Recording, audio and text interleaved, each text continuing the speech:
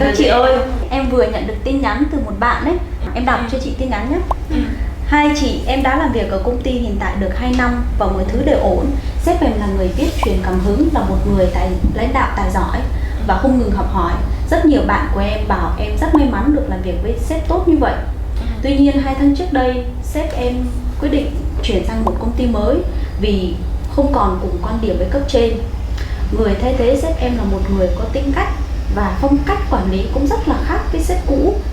Nên em cảm thấy nhớ sếp cũ của em.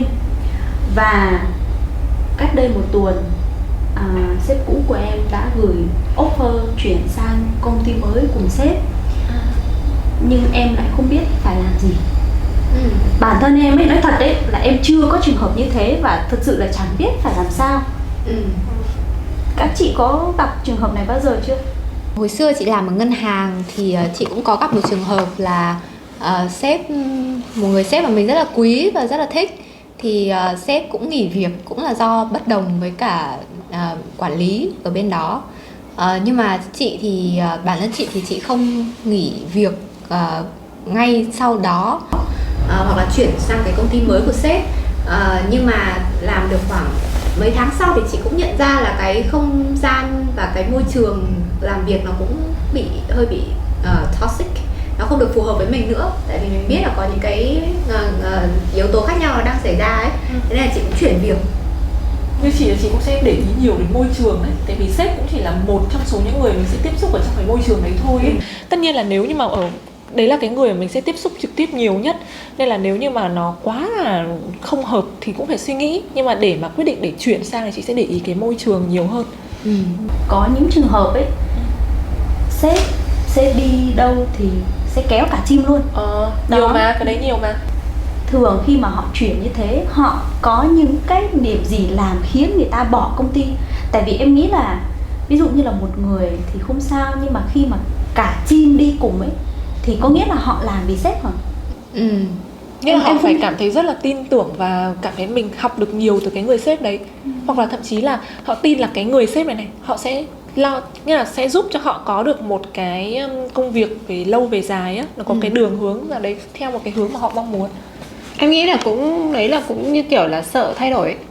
Sợ thay đổi Đúng không? Bây giờ tại vì mình làm việc trực tiếp với sếp, như kiểu ở công ty cũ của em thì lúc mà em vào là sếp mới, nhưng mà còn cái team cũ ấy họ đi dần, tại vì họ bảo là tại vì không thể đáp ứng được với người mới, và họ cũng không muốn thay đổi quá nhiều. Họ biết là đi theo cái người cũ ấy thì mọi thứ nó như vậy rồi, họ cũng họ đã quen với cái cách làm việc đấy rồi. Mà nếu mà đi cả team thì chứng tỏ là làm việc với sếp thì hàng ngày vẫn như vậy, làm việc với đồng nghiệp hàng ngày vẫn như vậy, thì là nó đơn giản hơn với họ. Tại vì họ cũng, ví dụ họ làm sale ấy, công việc nó rất là nặng, thì phải đi ra ngoài nhiều, thay đổi nhiều, thì cái việc là giữ vững là môi trường, là làm cùng với sếp đấy, làm cùng với đồng nghiệp đấy nó dễ hơn. Liệu mà qua một công ty mới hoàn toàn lại không phải đúng chuyên môn của mình đi, đôi khi tại vì mình không thể nào mà mình tìm được một cái công việc y chang, dù sếp cũ nhưng mà không thể nào mà chức vụ cùng như vậy được, và đôi khi môi trường nó cũng lại khác, thì liệu cái chuyện đó nó có rủi ro hay không? Tại vì đối với em thì em cảm thấy cái chuyện này rất là lạ luôn đấy. Theo chị thì nó sẽ trở lại câu chuyện là thế, nói chung là mình đi làm vì mình thích cái công việc hay là mình thích sếp, đúng không? Thì chị thì cũng chưa gặp được người sếp nào mà có cái ảnh hưởng lớn đến thế là sếp đi đâu thì mình đi đó. Chị thì lúc nào cũng phải quan trọng xem là lương thế nào. Đùa chứ sau đấy thì cũng đúng là cũng phải nghĩ xem là cái hướng phát triển tiếp theo của mình ở cái công ty hiện tại và cái công ty mới, nếu mà mình được offer theo như cái người sếp như câu chuyện của em nói, nó sẽ ra sao. Tại vì với chị thì điều quan trọng là chị phải học được rất là nhiều thứ mới. Nếu không thì chị rất là chán cái công việc á. Thế nếu mà thấy công việc hiện tại của mình mà mình vẫn đang có thể trên đà học hỏi, và thậm chí khi mà sếp đi rồi á, mình lại có thể cũng là cơ hội mình step up để mình làm được nhiều dự án hơn chẳng hạn. Nếu mà khi mà sếp đi rồi thì mình bị các team khác chèn ép, hoặc là cái sếp mới không đưa cho mình cái cơ hội mới, thì hoàn toàn mình có thể bỏ đi. Như chị ấy, chị chưa gặp cái trường hợp mà chính xác giống như là kiểu trường hợp của bạn em, nhưng mà chị đã từng có một công việc mà chị cảm thấy là nó nghĩa là nó không thực sự là phù hợp cho lắm, và nó quá là cảm thấy cái áp lực của nó rất là cao ấy, nhưng mà chị ở lại vì sếp. ở lại là vì sếp. Ngược lại ha. Cảm thấy là mình có thể học được ở cái người này rất là nhiều. Và chị tự đặt cho mình một câu hỏi là nếu như mà mình nhìn cái người này mình nghĩ là liệu mình có muốn trong tương lai mình trở thành một người như thế hay không? Thì câu trả lời là có, chị quyết định ở lại. Em nghĩ là câu hỏi đấy là rất là hợp lý á. Tại vì thực ra là mình làm việc với họ trực tiếp mà. Ví dụ như em nhá, cái công ty trước em có ba một công ty mà lúc đầu là thấy rất vui, rất phù hợp với môi trường, mọi đồng nghiệp rất thích. Nhưng mà sếp thì lúc đầu chưa bắt thì thấy là hợp với mình, nhưng mà cả một thời gian làm việc nhiều thì phát hiện ra là người sếp này không phù hợp với mình nữa. Và mình không muốn trở thành cái người sếp đấy. Thì là cho dù thực sự là em cảm thấy tiếc ấy, là em bỏ công việc đấy, nhưng mà tại vì mình không thể nào mình tiếp xúc hàng ngày với một người như thế được nữa, và mình không muốn trở thành một người như thế, thì là mình đành phải đi thôi. Thì đấy là môi trường. Sếp mình đang rất là thích, môi trường mình cũng thích, nhưng mà lại công việc không có vừa ý với mình, và đôi khi lương cũng không có, sau bao nhiêu năm làm việc cùng nhau thì vẫn không tăng, không hài lòng. Đấy, nhưng mà ngược lại thì mình đang có, như mọi người nói là sếp rất là tốt này, nhưng mà những ví dụ như là chuyên môn thì lại không phải của mình, hoặc là lương thì không tăng, đấy thì hoặc là thấp, thì mọi người sẽ ở lại hay là mọi người sẽ quyết định đi. Chị thì suy nghĩ là tùy, không thể nào có hết được. Thực sự như vậy, không thể nào có hết cùng một lúc. Như chính công việc chị đang làm đây, nói là về môi trường rất thích, sếp rất thích, là kể cả những benefit xung quanh cũng thích, nhưng mà mình tự thấy là mình có trong vòng suốt 2 năm làm ở đấy, chị thấy là có thể được hơn và lương có thể được hơn, nhưng mà môi trường đấy họ không thể trả hơn được nữa. Nhưng mà chị quyết định ở đó là công việc ở lâu nhất của chị. Thì cái priority của chị lúc đó, cái điều quan trọng đối với chị lúc đấy là tôi muốn có một môi trường ổn định, có môi trường, tại vì mình chưa bao giờ, chị lúc đấy chưa bao giờ được trải nghiệm cái môi trường như vậy cả. Trước những môi trường rất là toxic này, người sếp không phù hợp này, thì bây giờ mình tự nhiên mình có một môi trường như thế, mình muốn trải nghiệm nó, đến một lúc nào đó thay đổi thì thay đổi thôi. Với cả thật ra trong thời gian ở đấy ấy, em cũng học hỏi được nhiều. Nếu mà em cảm thấy thoải mái, phù hợp môi trường và học hỏi được sếp ấy, thì cái giá trị của mình nó lên, thì lúc sau cái lương của mình trong cái công việc tiếp theo nó cũng sẽ tốt. Đúng rồi, mình phát hiện ra là hóa ra là một môi trường tốt là nó phải như thế này. Đúng không? Nếu mình chưa trải nghiệm đấy, làm sao mình biết được, làm sao mình biết được người sếp tốt là phải như thế này thế kia, đúng không? Với lại cũng sau này làm một người sếp tốt, đúng không? Hy vọng như thế. Nó cũng tùy thuộc vào thời điểm trong cuộc sống của mình nữa. Tại vì là em cũng hồi xưa em đi làm startup thì nói chung môi trường cũng thay đổi rất là nhiều ấy. Nhưng mà em hồi xưa em nhớ có trong team em có một chị rất là bình thường thôi, rất là vui vẻ, hạnh phúc thôi. Và sau đấy thì dù có sếp có thay đổi hay là lương chị bình thường thôi, thì chị bảo là không, quan trọng nhất là chị có thời gian về chơi với con. Thì bây giờ em thì em chưa có con thì em cũng không biết. Nhưng mà sau này thì em nghĩ là dù thế nào thì cái gọi là priority, cái ưu tiên của mình nó sẽ thay đổi. Thì nó sẽ tùy thuộc vào cái câu hỏi này, cũng khó, tùy thuộc vào thời điểm của cá nhân. Em thử hỏi cái người bạn của em ấy, xem hiện giờ là bạn ấy đang coi trọng cái nhu cầu nào nhất, bạn ấy đang muốn cái gì nhất. Tại vì em thì lại có trường hợp khác hoàn toàn, có nghĩa là đôi khi là em không, cái lúc mà mới đi làm ấy thì em không biết là đúng như các chị nói là sếp tốt hay là sếp không tốt thế như thế nào. Nên thật ra là em không quan tâm cái chuyện là sếp mình, nhưng mà rất chú trọng cái việc mình học được những gì. Nhưng sau một thời gian đi học hỏi những người khác ấy, thì em thấy là rất là nhiều bạn đang rơi vào trạng thái là chính vì sếp không được, không có kỹ năng lãnh đạo, bắt họ làm những công việc không liên quan, hoặc là những việc phải làm ngoài giờ. Và thật sự là dù họ thích công ty và cũng muốn gắn bó với công ty, nhưng mà chính vì cái sự không hòa nhập với sếp khiến người ta bỏ chia tay với công ty. Thì các chị khuyên sẽ trong trường hợp như thế sẽ phải làm sao? Chị thì lúc nào cũng quan trọng cái người ở gần mình nhất ý. Cái con người nó sẽ quan trọng hơn, bởi vì là nó là ảnh hưởng trực tiếp đến cái tâm trạng và cái, nghĩa là nhiều mình ở gần là mình sẽ dễ bị ảnh hưởng bởi cái mình có khi mình sẽ một cách vô thức ấy trở thành như vậy ấy. Nên là đối với chị là yếu tố con người là quan trọng đầu tiên. Thế nhưng mà trước khi mà mình quyết định, trong trường hợp này nhá, nếu là chị sẽ không tiếp tục nữa. Nhưng mà trước khi đưa đến kết luận đấy thì mình phải cố thử hết sức đã, để xem có cách nào để mình có thể dung hòa giữa hai người. Ví dụ như là mình biết là cái tính của họ, ví dụ họ toxic theo kiểu là họ quá là nóng tính chẳng hạn, thì mình nghĩ xem là mình có cái cách nào để mình làm là mình tránh bớt những cái mâu thuẫn giữa hai bên chẳng hạn. Hay là ví dụ như là họ là một cái người quá là tiêu cực theo kiểu là suy nghĩ lúc nào cũng bi quan, thì mình có cách nào mình ảnh hưởng, mình làm thế nào để cho Nhưng mà mình nghĩ ra xem cái cách nào đấy để dung hòa giữa hai bên. Thử hết tất cả các cách mà không được thì sẽ quyết định dừng lại. Em nghĩ là đúng là phải biết cách dung hòa. Tại vì thực ra ấy, con người ai cũng có điểm yếu thôi. Mình cũng thế à. Sếp phải chịu được mình chắc cũng giỏi lắm. Đúng không? Đâu phải là thiên thần gì đâu. Nhưng mà đấy thì đương nhiên là mình phải cố gắng là phải xem là có cách nào để mình có được môi trường tốt nhất. Với cả thật ra mỗi một người ấy, họ sẽ đều có những cái ưu điểm để mình học. Nếu mà mình ghét họ, mình khó chịu với họ, mình cứ nhìn vào những cái điểm xấu thôi. Còn cái điểm tốt thì mình quên đi ấy. Ví dụ như chị đã từng có một cái người sếp mà thực sự rất là nóng tính, nhiều lúc nói chuyện mình cảm thấy là có thể biến một cái ngày của mình buổi sáng đang rất hào hứng làm việc ấy, kiểu tối sầm lại. Nhưng mà ngược lại thì cái người đấy lại có một khả năng là làm việc cái tính logic rất là cao. Mình học được cái điểm đấy ở họ ấy. Và họ làm việc rất nghiêm, rất chặt. Và sau một thời gian thì mình cũng thấy mình khá lên. Thì đấy là một điểm mà mình có thể học được.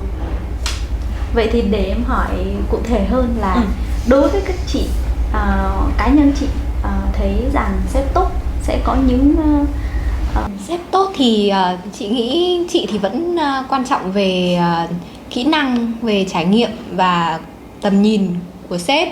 Tại vì cái này cũng rất là hay, tại vì bây giờ hiện nay chị đang đọc một quyển sách tên là The Infinite Game.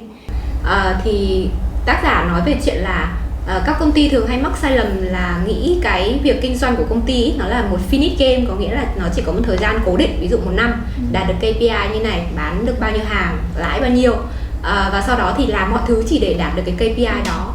Trong khi cái chuyện kinh doanh của công ty thực ra cái mục đích là kinh doanh được càng lâu càng tốt, có nghĩa là nó là một infinite game, nó không có thời gian, nó fix vào đấy. Thì cái đấy chị áp dụng thấy trong kinh nghiệm mình cũng đúng, có nghĩa là với những người sếp mà họ chỉ chăm bắt mình là đạt KPI tháng này, quý này rồi đến năm sau, mà họ không đưa ra được cho mình là cái lý do là trong những năm tiếp theo là nó sẽ phát triển như thế nào và mình sẽ đồng hành cùng công ty sẽ cùng phát triển ra sao.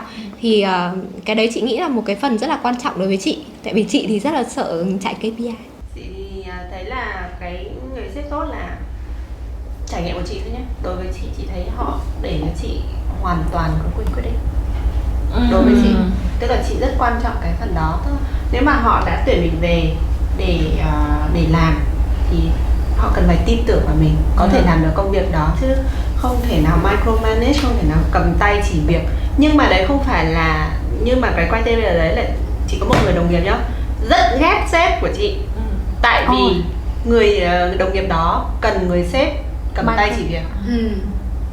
Thế là cùng là một người mà đâu, nhưng mà lại là hai perception, hai tầm nhìn nó khác nhau. Vậy là do là cái preference của chị đó là chị không muốn người sếp lúc nào cũng bảo em phải làm thế này, phải làm thế kia. Thế thì tuyển mình về làm gì thì tuyển người khác vậy. Đấy. Ngược lại thì đúng là cái thời gian hồi xưa tớ mà mới lên vị trí quản lý, tớ cũng mắc cái sai lầm y hệt thế. Có nghĩa là tớ không nghĩ đến là nhân viên của mình cần gì á. Thế là tớ cứ nghĩ là mình là một người rất thích tự giải quyết các vấn đề. Ok, mình sẽ cho nhân viên của mình cũng tự giải quyết vấn đề và để tự phát triển bản thân. Nhưng mà team đúng là có những người thực sự là họ thấy là tôi cũng chưa biết là làm thế này như thế nào, nhưng mà như chị này cứ để tôi tự làm á. Thế là họ cảm thấy rất là stress. Và đặc biệt là văn hóa Việt Nam thì không nói thẳng với sếp, mà sẽ là có thể là giấu, hoặc là chờ đến lúc mà deadline rồi á, lúc đấy mới bảo là ôi chết rồi chị ơi, em không biết làm cái này như nào nhưng em không dám hỏi chị. Như chị thì chị thích một người sếp có khả năng truyền cảm hứng chứ không phải là áp đặt. Tại vì chị sẽ làm được việc tốt nhất khi mà cái tinh thần nó thoải mái. Đấy, nên là ví dụ như là cái người sếp đấy họ giao cho mình một cái việc gì đấy, hoặc là họ chỉ cần họ đưa cho mình là bây giờ họ cần mình làm cái này, còn mình làm như thế nào để cho mình được thoải mái, mình suy nghĩ, mình tự quyết định, mình tự làm, họ truyền cảm hứng và làm cho mình cảm thấy là cái môi trường làm việc khiến mình thoải mái, thì lúc đấy chị làm việc tốt nhất.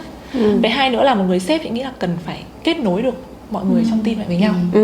Mỗi một người sẽ có những cái khả năng khác nhau, thì cái người sếp đấy họ phải nhìn thấy được là cái người này có cái đặc điểm gì, phù hợp với cái công việc gì, đặt đúng vào cái vị trí cho nó phù hợp, và tất nhiên nó phải match với cả cái nhu cầu của cái người đấy nữa. Vậy thì em sẽ đề xuất là mình sẽ chơi trò chơi Good Boss, Bad Boss. Các chị nếu một cái Good Boss thì hãy giơ tay lên, Bad Boss thì dislike. Ok, lại chơi tiếp với nhau. Ok. Sếp một người truyền cảm hứng rất là tốt, nhưng hoàn toàn không có kiến thức chuyên môn, sếp tốt hay là không?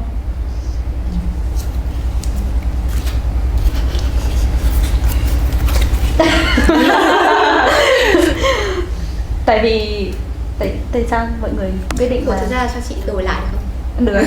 Chị nghĩ lại rồi. Thực ra là không phải là do vấn đề là chuyên môn, nói thế cũng hơi thiếu công bằng. Thực ra là sếp chị bây giờ phải take over cái việc là gọi là giám đốc marketing một cách bất đắc dĩ. Tại vì là giám đốc trước họ không làm việc nữa.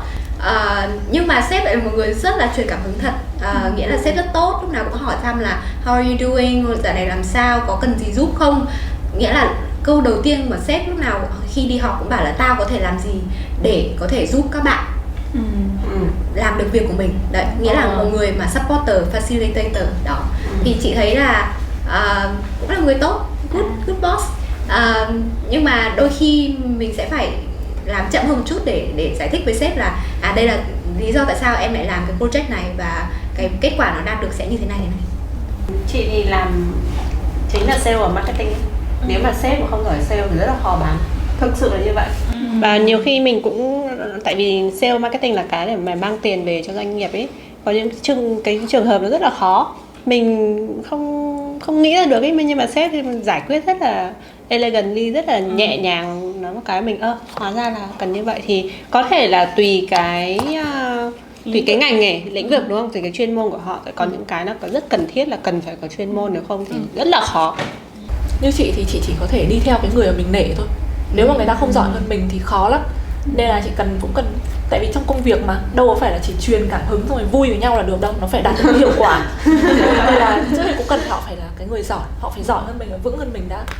Ok, câu thứ hai về sếp. Sếp là một người tốt, giỏi, nhưng các chị đã thấy là sếp có một người favorite employee.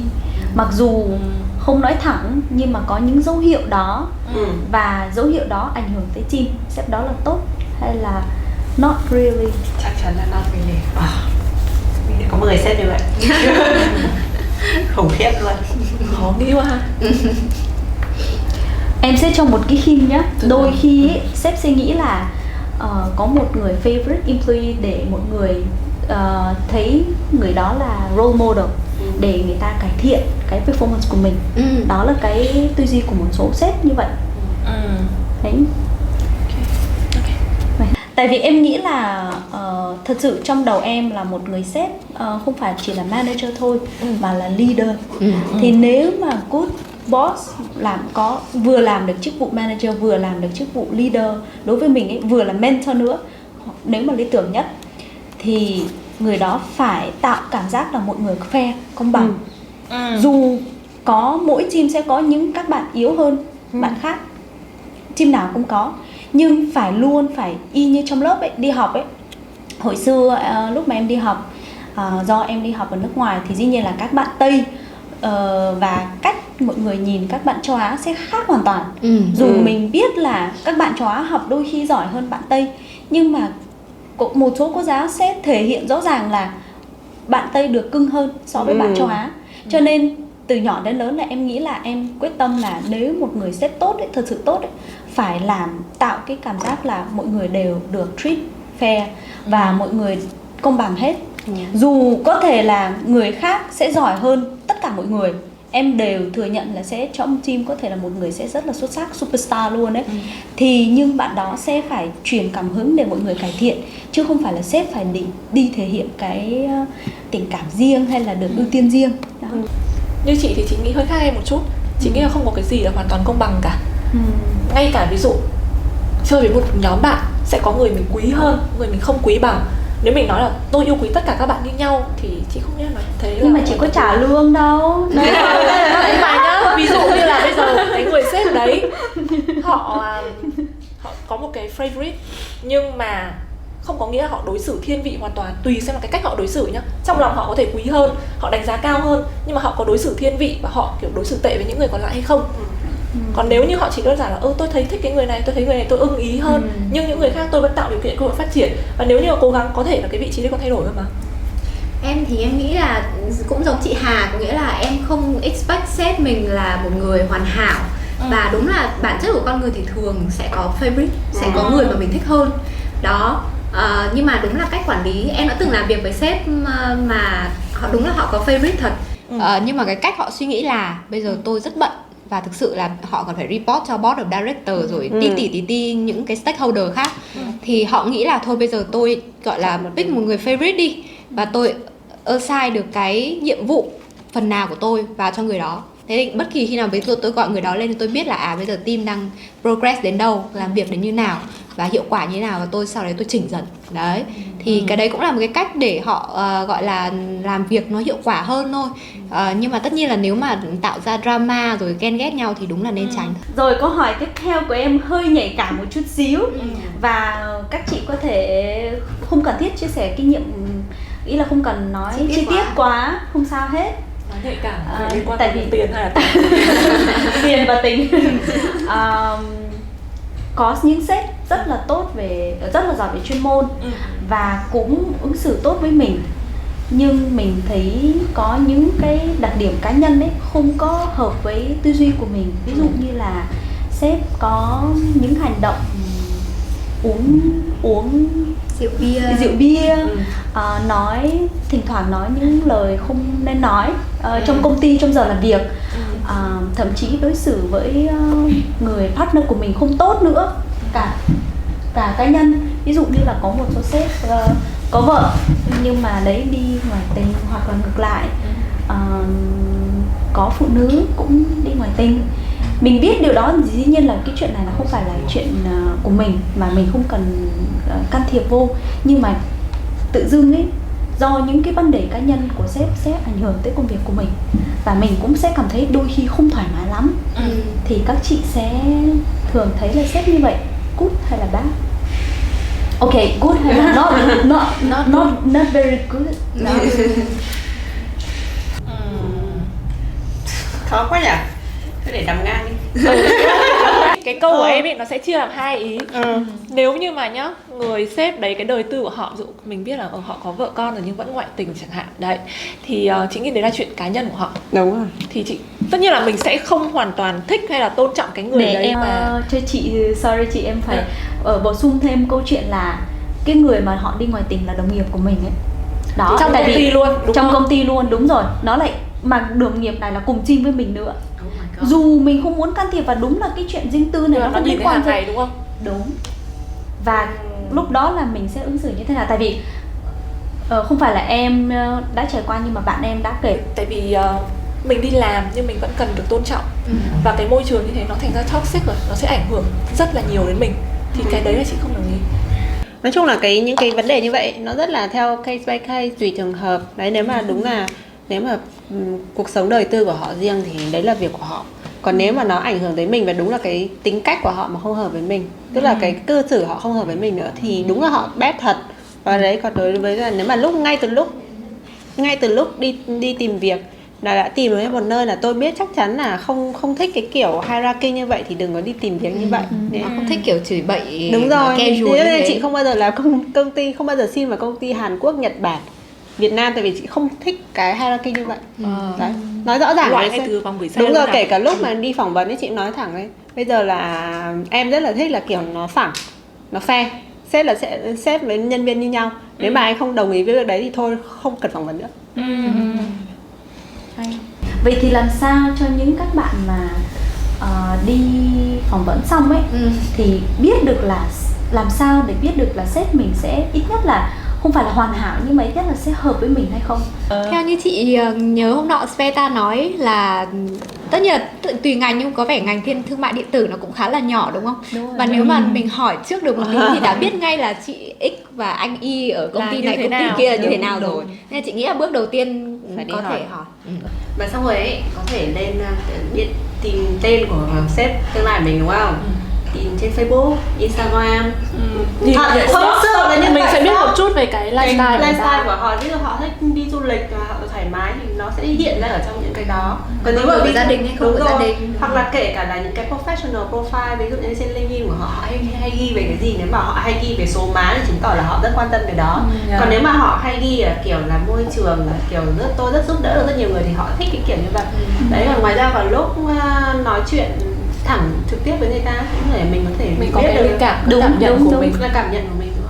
Tại vì em cũng đồng ý là thường là nếu mà đi phỏng vấn thì em sẽ chuẩn bị trước vài câu hỏi mà em quan trọng, cảm thấy quan trọng đối với em, giống như là vision của sếp, hoặc là những cái hobby, sở thích nữa, hoặc là thậm chí đôi khi là tính cách của sếp.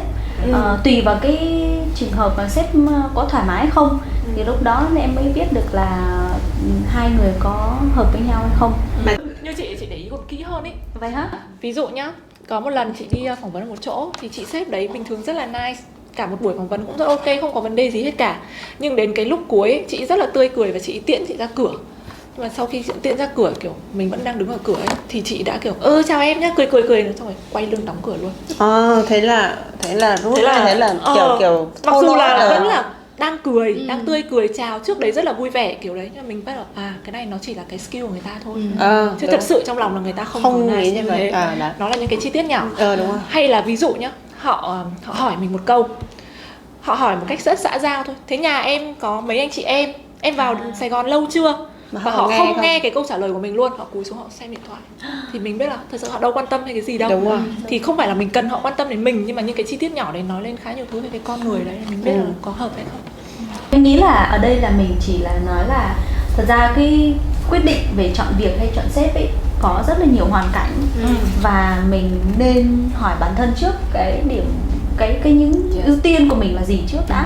Tại vì thật sự là mình có bỏ qua được sếp toxic hay không, mình có vì công việc, nếu mình bỏ qua được thì tại mình chọn việc thôi.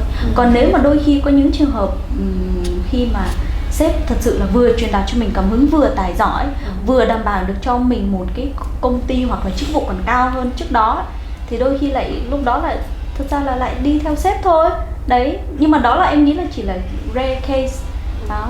Còn về nói chung thì em nghĩ là tại vì không phải là ai cũng là người flexible, nói thật là như thế. Có một số người khá khó để thay đổi rồi. Nên vẫn là quyết định của mỗi người, chẳng có quyết định đúng hay sai đâu. Mình phải hiểu là sếp họ cũng là người như mình thôi, cho nên là họ cũng có điểm mạnh, điểm yếu. Thì khi mà mình chọn thì tùy theo thời điểm đó mình cần một người để hướng dẫn mình, hay là mình đã đủ lông cánh rồi, mình có thể ok là tôi có thể tập trung vào công việc và người sếp này thế nào cũng được. Đấy thì tùy vào cái tùy từng vào thời điểm của mình, và cái nhu cầu của tại thời điểm đấy. Đúng. Thế còn các bạn sẽ chọn việc hay là chọn sếp, đừng ngần ngại là comment cho bọn mình nhé. Còn nếu như các bạn thích chương trình này thì hãy like, share và subscribe cho chúng mình, cũng như nói cho chúng mình biết là các bạn muốn chủ đề gì tiếp theo. Cảm ơn mọi người. Bye.